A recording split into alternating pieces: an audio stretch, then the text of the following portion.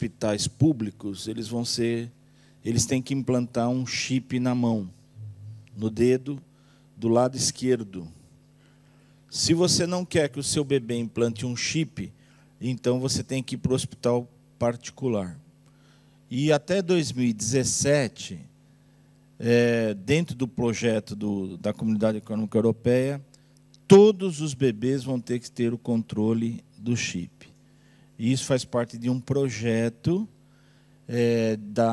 do controle global de todas as crianças da Europa. Isso já está aí, não é? Eu pensei comigo assim, quando eu vi isso. Na Suíça, a Suíça ela faz parte da Comunidade Econômica Europeia, mas ela tem algumas coisas que ela não aceitou, não é? Então, uma das coisas que eles não acertaram foi a parte financeira. O dinheiro suíço não é o mesmo que vocês usam aqui, não é? Mas muitas coisas lá também eles estão implantando. E as igrejas lá estão muito preocupadas com isso também. E uma das coisas que nós estávamos conversando ainda bem que é do lado esquerdo, por enquanto, né? Porque na hora que eles começarem a exigir que passe para o lado direito, aí é sinal que o anticristo começa a manifestar. Não é ainda, vamos dizer assim, a manifestação visual do anticristo, mas é aquilo que nós falamos na escola, que é o espírito do anticristo. Já está. E se você for estudar e ver o significado da palavra anticristos, na verdade é um espírito de anti-autoridade. E isso é uma coisa que nós estamos percebendo muito no mundo. A dificuldade, não só nas igrejas, mas a dificuldade que o mundo está enfrentando para impor autoridade. Existe um espírito de rebelião no mundo. E veja, começando pelos nossos filhos, dentro das nossas próprias casas, as dificuldades que nós temos hoje para educar crianças. Nós temos escolas no Brasil, nós trabalhamos com crianças de 1 ano e 4 meses até a universidade, nós trabalhamos com crianças. Cada ano que nós estamos pegando as crianças, o meu netinho está com 1 ano e 4 meses, já está indo para a escola agora. Agora, essa semana, está começando a escola no Brasil. E as dificuldades que as crianças têm de receber ordens. Já existe uma tendência dentro das próprias crianças hoje de serem muito mais rebeldes do que antigamente. As pessoas têm uma tendência hoje de não respeitar a autoridade. Em todos os setores de todos financeiro, político, todos esses setores nós estamos enfrentando essa dificuldade. Vai aumentar. Então nós temos que estar entendendo o que está acontecendo. A rebelião no mundo vai aumentar. Então você veja os noticiários de jornal, como que existe esse espírito de rebeldia enxertado dentro da sociedade. E nós, como igreja, nós vamos ter que lutar muito contra isso, porque uma das coisas que sustenta a igreja do Senhor é a submissão à autoridade. Então, nós vamos ter muita luta nessa área, irmãos. E como nós estamos numa área de estudo, eu digo assim, e aqui muitos de vocês são líderes, esse é um dos grandes desafios da igreja, que nós tenhamos que reforçar cada vez mais o espírito de submissão. Enquanto o mundo está entrando num espírito de rebelião, cada vez mais nós temos que aprender a nos submetermos uns aos outros e respeitarmos uns aos outros. Isso vai fortalecer a igreja. Eu separei alguns versículos que eu queria compartilhar. O primeiro está no livro de Mateus, no capítulo 25. E eu digo que nós estamos mais próximos da volta de Jesus do que nós podemos imaginar. Tem muita gente que fala assim, nós já conversamos bastante sobre isso aqui na igreja. Mas isso que Jesus vai voltar, sempre falaram. Os meus pais falavam que Jesus ia voltar. Os meus avós falavam que Jesus ia voltar, mas nunca voltou. E a nova era, ela ensina para as pessoas hoje que Jesus não vai voltar. Todos os livros de nova era, nas universidades, nos centros de treinamento das pessoas, nos grupos filosóficos, todos eles estão ensinando o seguinte: Jesus não vai voltar. Esse negócio de que Jesus vai voltar é história para as crianças dormirem.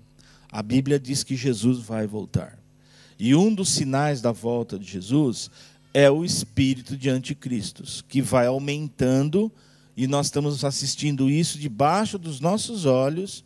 Isso quer dizer o seguinte: se em 2017 eu já vou ter o controle de todas as crianças da Europa, tanto particulares quanto públicas, daí, para você pular para um controle da população, é muito rápido.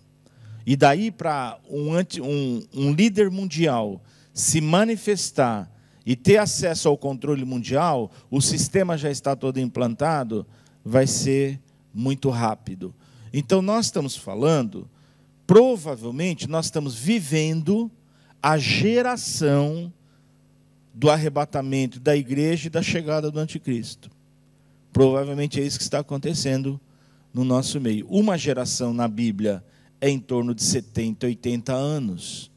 Então, se nós fizermos as contas, nós vamos ver que alguns de nós aqui ainda vamos viver alguns anos a mais ainda, não é? Então, nós vamos entrar nesse tempo. Nós já estamos com tudo preparado para isso. Mateus 25, versículo 31, Jesus disse assim: quando vier o Filho do Homem na sua majestade e todos os anjos com ele, então se assentará no trono da sua glória. É Jesus que está falando. Jesus está falando que ele vai voltar. E eu queria que você marcasse esse versículo na sua Bíblia. É Jesus que está dizendo que ele vai voltar. Não sou eu que estou dizendo para você. É Jesus. Então, se ele falou que ele vai voltar, ele vai voltar. Se você for no capítulo 26, versículo 64, Jesus está respondendo para o sumo sacerdote. Olha a resposta que Jesus dá no versículo 64. Respondeu-lhe Jesus: tu o disseste, entretanto, eu vos declaro que desde agora vereis o Filho do Homem assentado à direita do Todo-Poderoso e vindo sobre as nuvens do céu. É Jesus que está falando de novo. Jesus está dizendo que ele vai voltar e nós vamos vê-lo sobre as nuvens no céu. É Jesus que está falando. Depois nós podemos ir para o livro de Lucas, capítulo 19, versículo 13.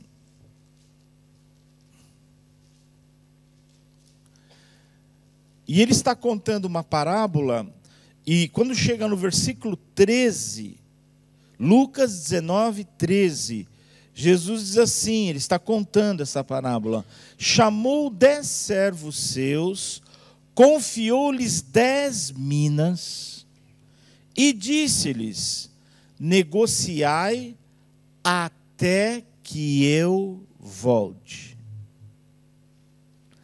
Jesus ensinava por parábolas. Tem muitas pessoas que pensam que parábola é um conto. Não é. Parábola é uma figura de linguagem. Conto e fábula é outra figura de linguagem. A parábola são ensinamentos morais contados numa linguagem mais simples para que nós humanos possamos entender. Jesus nunca ensinou ao seu povo através de contos ou fábulas. Jesus sempre ensinou através de parábolas. E se você lembrar do tempo da escola, você e eu estudamos figuras de linguagem. E está aí uma figura de linguagem com uma grande verdade num versículo: negociai até que eu volte. Apocalipse capítulo 2. Nós temos aqui dentro do Apocalipse 2, versículo 25. Jesus ele escreveu uma carta. Na verdade, Jesus mandou cartas para todas as igrejas daquela época na Ásia. Através daquelas 7 cartas para 7 igrejas, Jesus estava querendo dizer o seguinte: o que eu estou enviando nessas cartas vale para todas as igrejas em todos os tempos do mundo. Quando ele manda essa carta para Tiatira, no capítulo 2, quando você chegar ali no versículo 25, olha o que Jesus está falando nessa carta. Tão somente conservai o que tendes, até que eu venha. E esse conservai o que tendes é doutrina bíblica. Deus quer que a sua igreja ande debaixo da doutrina bíblica. É isso que vai fazer a gente ficar firme até a volta de Jesus. Se nós não ficarmos em cima das doutrinas bíblicas, nós estamos correndo um risco de se perder e entrar em apostasia. Então, como é importante isso que vocês estão fazendo aqui de quarta-feira, estudar a Bíblia, porque num culto público nós não temos esse tempo, concorda? Num culto público nós temos várias coisas que tem que acontecer, inclusive testemunhos de vida e tudo mais. Mas o pregador, ele vem, ele fala alguns minutos, ele expõe um texto, mas a gente nem pode muitas vezes conversar, nem fazer pergunta, e nem a gente poder trocar algumas vezes experiência. Essas reuniões de quarta-feira, a nível de ensinar a palavra de Deus, é isso que vai sustentar a sua vida. Isso é que é o alimento forte. Ok? A pregação é importante? É importante. O culto público é importante? É importante. Principalmente para a nossa família, estamos todos juntos adorando a Deus. Mas receber alimento mais sólido também é importante, porque é o alimento sólido que vai nos fortalecer. Muito bem. Podemos ir para o capítulo 22, versículo 12.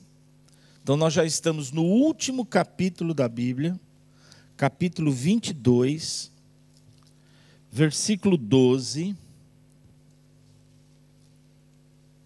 E Jesus está dizendo assim, as últimas recomendações que Jesus está dando, é a última mensagem da Bíblia. Olha só, quando nós damos as últimas recomendações, vamos viajar. Toda vez que eu vou viajar, até a hora de eu entrar no carro, a minha esposa ainda está me dando recados. Olha, não esqueça disso, não esqueça daquilo. Você pegou isso, você pegou aquilo. Falo, sim, já peguei tudo. Aí quando eu ligo o carro, olha, tem mais uma coisa, abaixa o vidro. Você não esqueceu de levar? Não, não esqueci, pode ficar tranquilo. Aí quando eu chego onde eu tenho que ir, eu esqueci tudo que ela falou que eu tinha que fazer. Aí eu falo, mas eu falei para você que era para pegar. As últimas recomendações são aquelas importantíssimas que podem fazer diferença na nossa vida. Olha as últimas recomendações. Versículo 12. E eis que venho sem demora. E comigo está o galardão que tenho para retribuir a cada um segundo as suas obras. É Jesus que está falando de novo. Ele vem sem demora. Aqui eu queria chamar a sua atenção para uma coisa. Eu já volto aqui de novo, mas eu queria que você viesse. Volta algumas folhas comigo, por favor. Você vai encontrar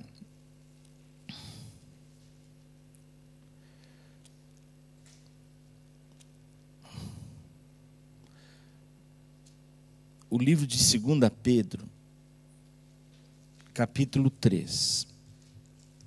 É um livro pequeno, mas é um livro-chave. Tudo que está escrito na Bíblia é importante para nós. E aqui tem algumas coisas, nesse momento, vai nos ajudar muito. 2 Pedro, só voltar algumas folhinhas, você vai encontrar 2 Pedro capítulo 3.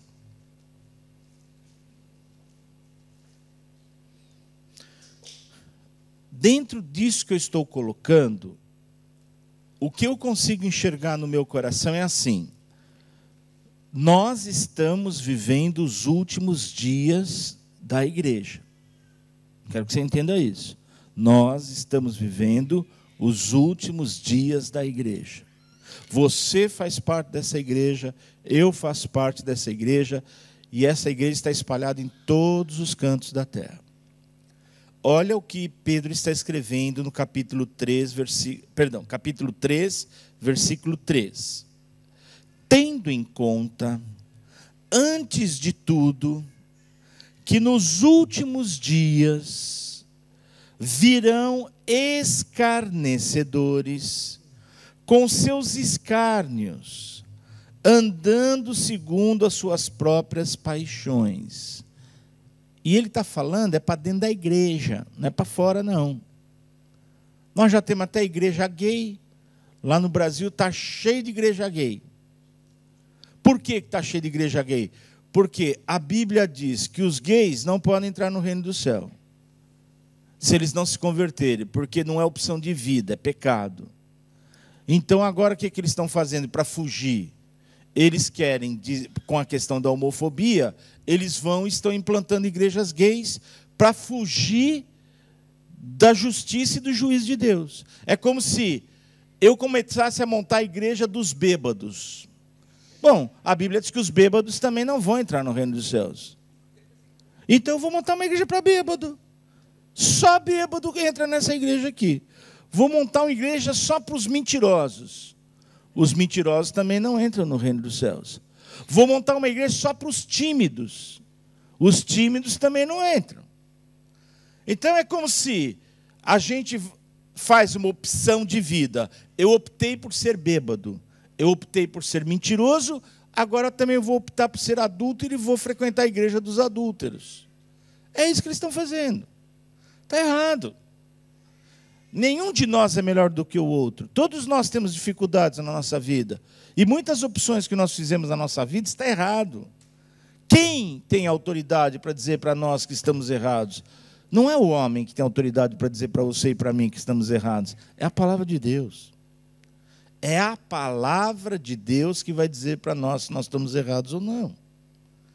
E veja só, e o apóstolo São Pedro ensinou isso para a gente. Ele está dizendo no versículo 3, que nos últimos dias nós vamos ter muitos escárnios e pessoas andando segundo as suas paixões. Quer dizer, carne pura. E nós aprendemos aqui já que o que se faz com carne? Churrasco. Carne é para queimar. Se não queimar, está errado.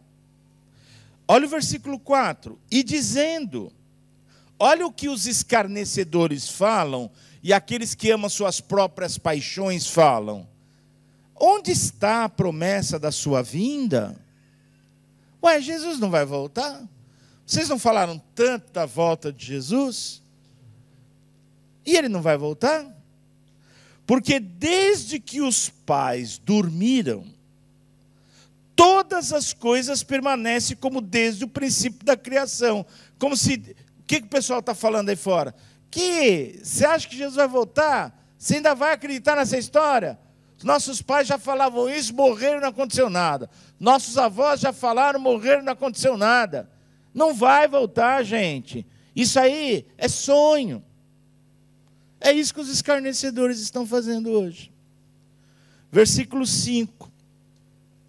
Porque deliberadamente esquecem, eles decidiram esquecer, que de longo tempo houve céus, bem como terra, a qual surgiu da água e através da água pela palavra de Deus. O pessoal esquece o livro de Gênesis, como que Deus criou as coisas. Pelas quais veio a perecer o mundo daquele tempo, afogado em água. O pessoal esquece do dilúvio.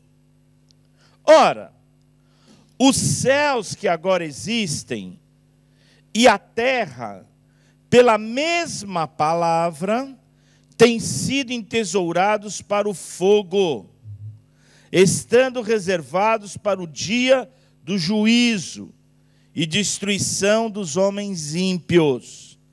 Esse céu que você está olhando aqui, tão bonito que Portugal tem, que o resto da Europa não tem. Só quem mora em Portugal pode desfrutar de um céu tão lindo como vocês têm aqui. Eu fiquei 10 dias na Suíça. Não vi um dia o sol. As pessoas são todas deprimidas. Um país riquíssimo com maior índice de suicídio. Não se divulga, mas é o maior índice. Ganha do Japão, ganha de muitos outros países. Não tem sol. As pessoas são todas deprimidas. Agora você vê, a Bíblia diz aqui no versículo 7, os céus que agora existem e a terra, pela mesma palavra, têm sido entesourados para o fogo. A Bíblia diz que esta terra que você está pisando e esse céu que você está vendo vai ser entesourado para o fogo. Deus vai mandar juízo sobre os ímpios. E o povo dele ele vai tirar daqui, porque juízo vem. E está chegando os dias do juízo. Por isso que o mal está aumentando. Versículo 8. Há, todavia, uma coisa, amados, que não deveis esquecer. Que para com o Senhor, um dia é como 1000 anos e 1000 anos como um dia. Eu queria chamar sua atenção que ele diz assim, olha no versículo 8. Amados, há uma coisa que não deveis esquecer. Nós temos facilidade para esquecer as coisas. Você lembra que você me emprestou 1000 euros? Eu não. Com que facilidade que a gente esquece, não é? Que a gente pediu dinheiro emprestado dos outros. Tem gente, nunca pedi dinheiro emprestado para você. Não. Uau, eu cansei de emprestar dinheiro para você. As pessoas esquecem aquilo que são cômodos para elas. A tendência nossa é esquecer as coisas que a gente não quer. Agora, o apóstolo São Pedro está dizendo no versículo 8, com delicadeza, amados, uma coisa vocês não devem esquecer. Você pode esquecer de um monte de coisa da Bíblia, não deveria, mas uma você não pode esquecer, que para Deus, um dia é como 1000 anos, e 1000 anos é como um dia. Guarda isso. Versículo 9. Não retarda o Senhor a sua promessa, como alguns a julgam demorada. Pelo contrário, ele é longânimo para convosco, não querendo que nenhum pereça, senão que todos cheguem ao arrependimento. Se eu olhar este versículo que o apóstolo São Pedro escreveu e fizer a conta, quantos dias passaram do dia que ele escreveu isso? 2 dias. Concorda comigo? Nós estamos no ano 2013, ou 14, perdão. 1000 anos é como um dia é como 1000 anos. Quantos dias na conta do ensinamento do apóstolo São Pedro passaram? 2 dias. 2 dias passaram. Muito bem. Vou voltar para o capítulo 22 de Apocalipse, por favor. Nós estávamos parados no versículo 12. 22, 12. E eis que venho sem demora. Eis que venho sem demora. escreveu esse texto no ano 100 depois de Cristo. Nós estamos em 2014, passou 1914 anos. Quer dizer, não passou nem 2 dias ainda. 1 dia e pouco. Aí ele diz assim: eis que venho sem demora, e comigo está o galardão. O Pedro diz que vem juízo e vai pegar fogo. João está narrando que Jesus falou que ele vem buscar o povo e vai dar galardão. Você vê como é que são as coisas? Versículo 20. Aquele que dá testemunho destas coisas diz: certamente venho sem demora. A última coisa que ele fez. É como se eu fosse despedir da minha esposa e na hora de sair, depois que ela falou tudo, ainda eu abaixo o vidro e falo: olha, eu tenho mais uma coisa para você dizer para você. Eis que eu venho sem demora. Ai, volta logo. Volto. Eu vou voltar sem demora. A Bíblia está lotada de versículos que estão falando da volta de Jesus. Por favor, irmãos, não esqueça isso. Lembre a sua memória todos os dias disso. Amém? Agora eu posso começar o estudo. O estudo é rápido. Lucas capítulo 10. O estudo está em Lucas capítulo 10. Como é bom a gente poder estudar, né?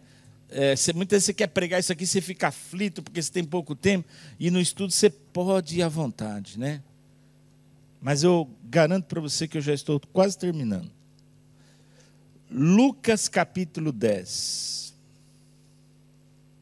Você conhece o texto. Eu vou trabalhar com você porque eu sei que você já conhece, mas eu quero ler um lado do texto que é muito interessante. Muitas vezes a gente não pode fazer isso num domingo.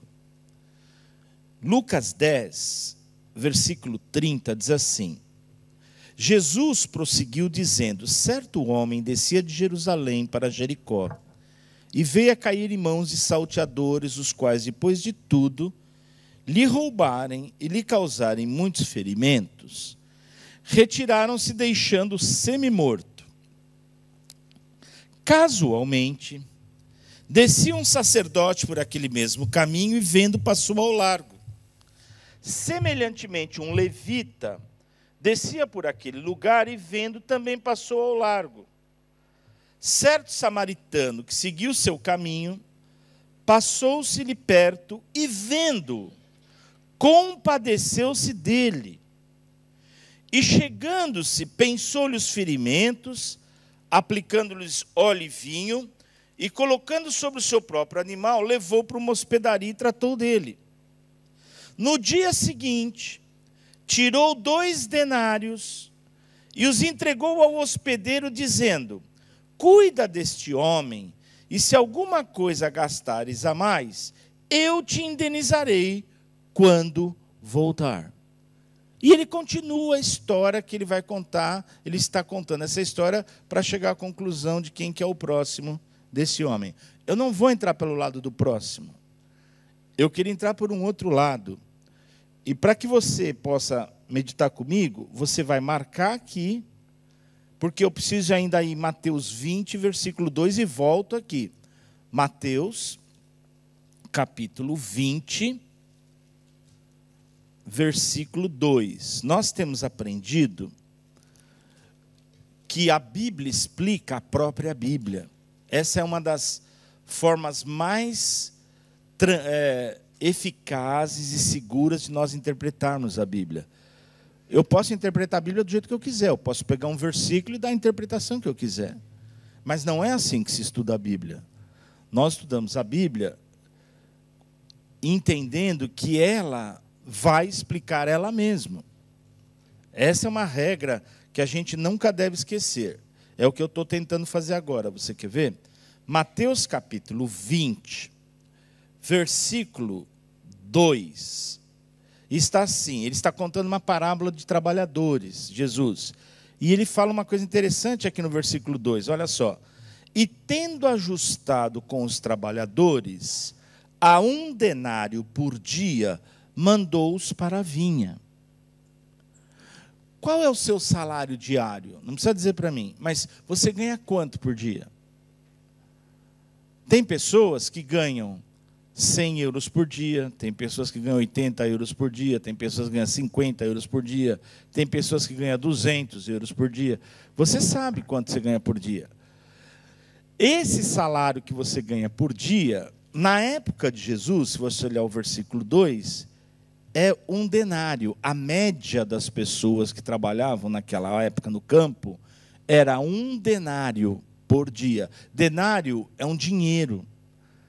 E eu achei tão engraçado que, na verdade, eu saí da Suíça, fui para Roma, na nossa escola, de Roma eu vim para cá. E quando eu estava indo para o avião, eu vi uma propaganda dentro do aeroporto em italiano, que eles estavam fazendo uma propaganda e dizia assim, você tem bastante denaro? Aí eu falei, denário? Aí eu fui olhar bem a palavra italiana, não, é denaro, é dinheiro em italiano. E ela é oriunda dessa palavra denário. Denário é dinheiro.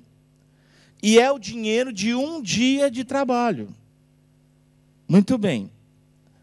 Volta comigo em Lucas capítulo 10, por favor. Lucas 10. Quem cuidou do homem que estava caído? O sacerdote não tem tempo para cuidar. Não é? Porque ele está muito ocupado com a igreja, com um monte de coisa, ele não tem tempo. Nós somos pastores e muitas vezes nós estamos preocupados com tantas coisas. Eu mesmo tenho me cobrado muito disso. A gente se envolve tanto com questões administrativas, financeiras da igreja, questões jurídicas. A gente acaba muitas vezes deixando de fazer muitas coisas que a gente gostaria de fazer. Eu gostaria tanto de ser um pastor simples da igreja. Eu não queria mais ser pastor presidente, pastor sênior, porque a gente acaba se envolvendo com outras coisas, que a igreja precisa também de gente para cuidar disso, tá certo? Mas aqui o sacerdote, ele está mostrando o seguinte, ele está tão ocupado, ele está tão preocupado com tantas coisas lá dentro da igreja, que ele não tem tempo para olhar para as pessoas mais. Isso é um erro muito grande, que nós vamos envelhecendo e temos que tomar cuidado com isso. Depois veio o levita. O levita também está tão preocupado em fazer música, em afinar o violão dele, em chegar cedo para o ensaio. Ele também não tem mais tempo de olhar para as pessoas. O negócio dele é tocar. Tudo bem. Aí vem o versículo 31 fala, perdão, 31 não, o 33 fala, vem um samaritano. O samaritano, só reafirmar isso aqui para você, é o judeu mestiço. É aquele misturado que o judeu verdadeiro não suporta. Então, porque o judeu, muitas vezes, o ortodoxo, ele não se mistura. Aí, e interessante que o versículo 33 fala assim, certo samaritano, é ironia, Jesus usou de uma figura de linguagem chamada ironia aqui. Por acaso, veio samaritano. Ei, o judeu já nem quer ouvir falar do samaritano. Muito bem. É o português mestiço. Então, vamos falar assim, vocês são os portugueses genuínos. Mas tem os portugueses mestiços, tá certo? Aqui era um judeu mestiço. Aquele que é desprezado muitas vezes pela sociedade judaica, é esse homem que vem vindo. E é esse homem que se compadece. Esse homem aqui, ele está representando Jesus. Porque Jesus não veio só para os judeus. Ele veio para os judeus e ele veio para os gentios. A igreja não é feita só de judeus. A igreja é feita de judeus e gentios. E isso a gente estuda no livro de Atos dos Apóstolos. O primeiro concílio de Jerusalém, a briga foi por causa do quê? O dia que você estudar a briga do... Porque tem gente que pensa que igreja não tem discussão, não tem briga, não tem nada, né? É só na de vocês que não tem. porque nas outras todas tem.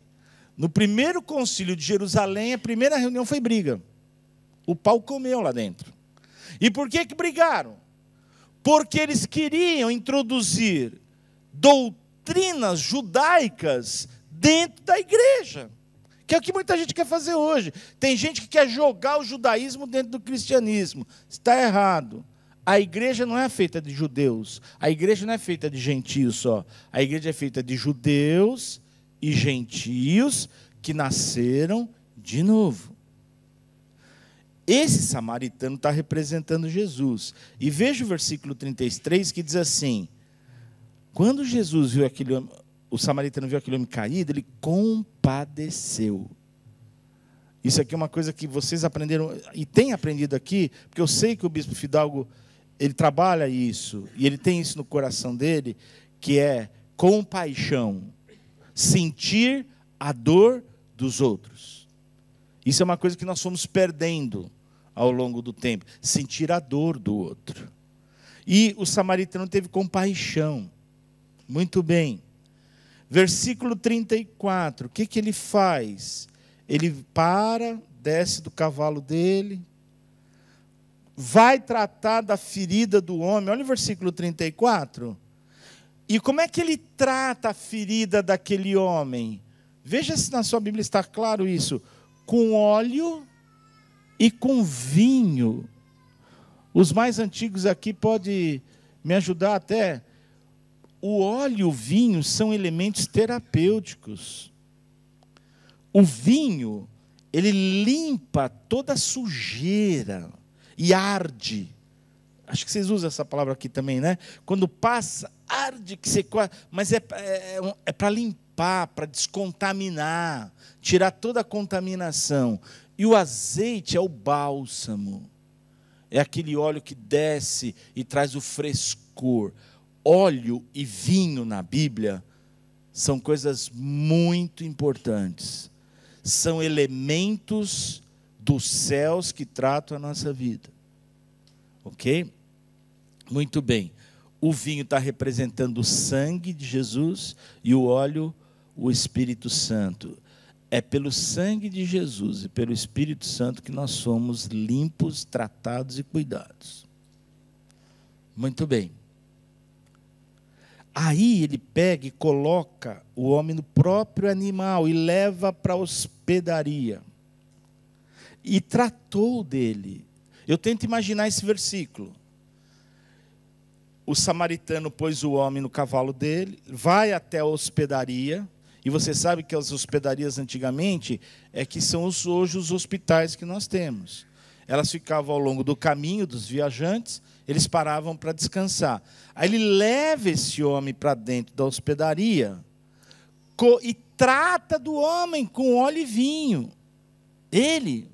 É Jesus que trata a gente. Só que ele precisa viajar. E o homem que ele está tratando, agora ele precisa dar continuidade naquele tratamento. Mas ele precisa viajar. Ele não pode ficar ali o tempo todo com aquele homem. E olha o que ele faz. Versículo 35. No dia seguinte, ele tira 2 denários do bolso e entrega na hospedaria. 2 denários. Você lembra? 2 denários é 2 dias de trabalho. Um dia é 1000 anos, 1000 anos é um dia. Ele deixou dinheiro suficiente na hospedaria para 2 dias de trabalho ou 2000 anos. Hospedaria é igreja. Igreja é lugar de cuidar de gente doente. E tem pessoas, e eu fui uma delas, assim, eu não vou mais na minha igreja. Ai, quanto problema que tem naquela igreja. Meu Deus, quanta gente problemática na igreja. É a mesma coisa que entrar num hospital. Eu não vou mais no hospital. É muita gente doente. Eu não aguento mais esse povo doente. Eu vou embora. Mas o hospital é lugar de gente doente. Agora, quem está no hospital vai ficar doente a vida inteira? Não. Eles estão no hospital para receber tratamento. Igreja é lugar de gente doente que está sendo tratada. Agora, se a gente começar a querer vir para a igreja e achar que não vai ver gente doente, me desculpa, você não vai conseguir ficar na igreja. Nenhuma igreja vai servir para você. Nem para nós aqui, nem para quem está na internet. E tem gente, não vou ficar mais nessa igreja, eu vou para outra. E depois vai para outra. E depois vai para outra. E depois volta para aquela primeira, já viu? Tem gente também que não gosta de ficar no hospital. Esse médico aqui não é bom, eu vou para outro. Anda tudo quanto é médico e depois volta de novo para a igreja. É muito comum a gente ver isso. Por quê? Porque a igreja é lugar de tratar doente. Não adianta a gente achar que a gente quer exigir coisa das pessoas que elas não têm para dar para nós. Como é que eu posso exigir uma coisa do meu irmão se Deus ainda está tratando a vida dele? É nós que passamos a ser muito exigentes. Quer dizer, nós queremos que todo mundo aguente a gente, mas a gente não quer aguentar ninguém. Está errado, não é? Porque a gente está num hospital. Olha só o versículo 35. Então ele deixa o doente lá, já deixou o óleo, o azeite, o vinho e o óleo, deixou 2 denários. Olha o que ele fala para o hospedeiro. Versículo 35. Cuida deste homem, e se alguma coisa gastares a mais, eu te indenizarei quando voltar. Nossa tarefa é cuidar das pessoas, até o dia que Jesus voltar. E se nós gastarmos alguma coisa nossa, o Senhor vai reembolsar tudo para nós. Então, gaste com as pessoas. Olha só. Não tenha medo de ajudar as pessoas. Não tenha medo de doar o seu tempo para as pessoas. Não tenha medo de doar a sua vida para as pessoas. É para gastar tempo. Nós fomos chamados para gastar tempo com as pessoas. É para cuidar das pessoas da igreja. E ele diz que ele volta. E se ele deixou 2 denários, é porque provavelmente dentro de 2000 anos ele está voltando. Se faltar alguma coisa, ele reembolsa. Quer dizer, ele pode, o dia e a hora ninguém sabe. Mas o próprio Senhor Jesus, quantas vezes ele chamou a atenção do povo dizendo assim: ô gente, vocês sabem olhar para o tempo e sabem ver quando vai chover? Será que vocês não conseguem discernir o que eu estou falando? Quer dizer, eu falo que lá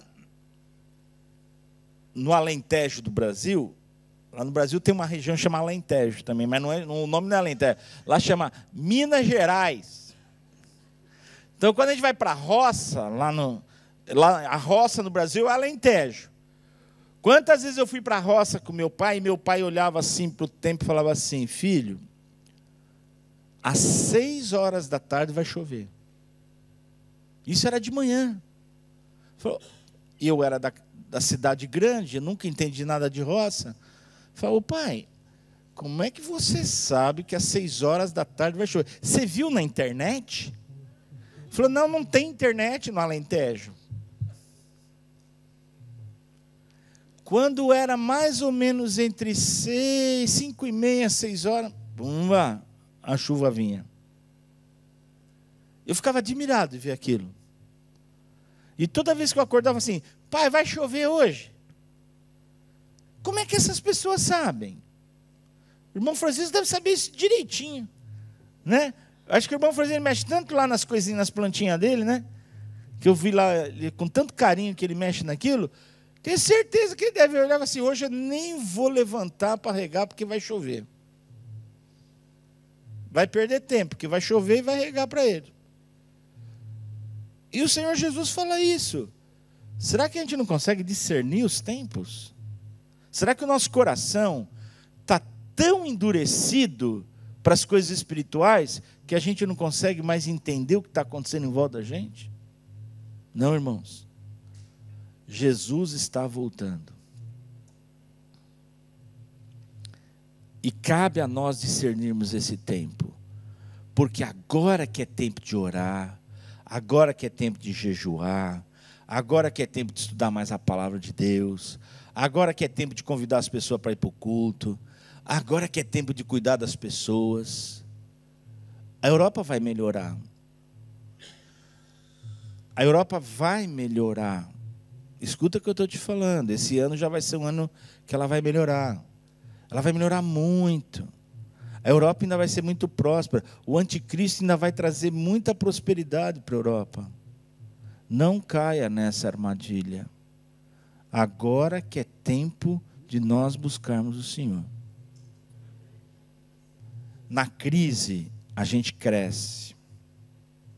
Nós já estamos com 2 anos, até mais de 2 de crise. Quanto que você já não cresceu?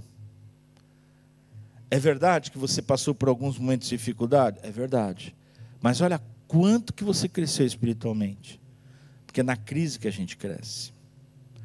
E eu quero terminar esse pequeno estudo voltando no Apocalipse 22. Que nós saímos daqui com esse nosso coração cheio de vontade de trabalhar para Jesus. Jesus vai voltar, irmãos. Ele vai cumprir todas as promessas dele para a nossa vida. Se você ainda tem promessas de Deus na sua vida, ele vai cumprir para você. Eu queria terminar com o capítulo 22, versículo 11. É assim que você vai ver o mundo. Pede discernimento para Deus, para você enxergar o versículo 11. É assim que Deus quer que você e eu enxerguemos o mundo. Continue o injusto fazendo injustiça. Continue imundo ainda sendo imundo. O justo continue na prática da justiça e o santo continue a santificar-se. Esse é o caminho da vitória. Quer saber como é que vai ser o mundo? Olha o versículo 11. As pessoas imundas que não querem nada com Deus, elas vão se tornar mais imundas. Elas vão continuar fazendo mais coisas erradas. As pessoas injustas que não querem nada com Deus, elas vão continuar fazendo mais injustiça. Você vai ver mais imundícia para frente, você vai ver mais injustiça pela frente. Mas é verdade também que o justo, ele vai continuar na prática da justiça, e o santo a santificar-se cada dia mais. Então, se nós queremos andar uma vida de justiça, uma vida com Deus, e se nós queremos separar nossa vida para Deus e santificar cada vez mais, esse é o caminho da vitória para a gente. Ah, mas como é que vai viver nesse mundo tão complicado? Pelo óleo. O Senhor passou o vinagre em você, agora você precisa passar óleo. É o óleo que vai dar força para você. E eu estou lembrando aqui, para fechar isso aqui, olha Apocalipse capítulo 6. Não é com respeito a nós, igreja, é com respeito à nação de Israel no tempo da tribulação. A igreja não vai passar pela tribulação. Quem vai passar pela tribulação é Israel, porque é teimosa, não fez a lição de casa. A igreja não. Agora, olha Apocalipse capítulo 6, o versículo chave aqui é o versículo 6. São os cavalos estão saindo, já são os juízes de Deus. A igreja subiu. Deus começou a mandar juízo para a terra. Começou a guerra, começou a fome. E o mundo vai passar por uma fome que nunca passou. Mas olha só o que é o amor de Deus, você quer ver? Olha o versículo 6 do capítulo 6. E ouvi uma como que voz no meio dos 4 seres viventes, dizendo: uma medida de trigo por 1 denário, 3 medidas de cevada por 1 denário. E não danifiques o azeite e o vinho. Olha que versículo. Até no tempo da tribulação e da fome, o inimigo vai poder mexer na vida das pessoas, mas no azeite e no vinho, ele não pode mexer. Nas providências de Deus, o inimigo não pode pôr a mão. Se o inimigo não pode pôr a mão nem na nação de Israel no tempo da tribulação, quanto mais agora na igreja que está cuidada por vinho e azeite. Não, irmãos. É verdade que nós estamos passando bastante luta. Eu vou dizer para você, desde que eu saí do Brasil, é uma luta atrás da outra. Todo dia eu abro a internet para trabalhar lá com os pastores comigo, luta em cima de luta. Mas eu lembro desses textos. Senhor, a tua igreja não foi levantada para morrer. A tua igreja foi levantada para ser vitoriosa. O azeite e o vinho, o diabo não pode pôr a mão. Que nós entendamos isso, que a gente lute para usufruir do vinho e do azeite. E andar na presença de Deus, que a vitória está garantida. Amém? Deus te abençoe. Muito obrigado pela oportunidade.